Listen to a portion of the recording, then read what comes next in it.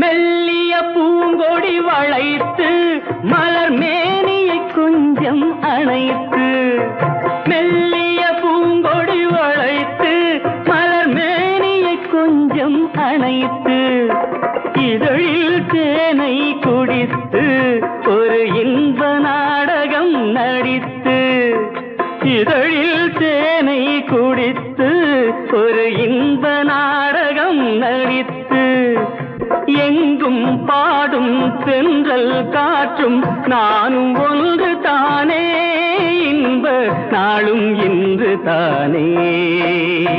பாடும்போது நான் தென்றல் காற்று, பருவ மங்கையோ தென்னங்கீற்று.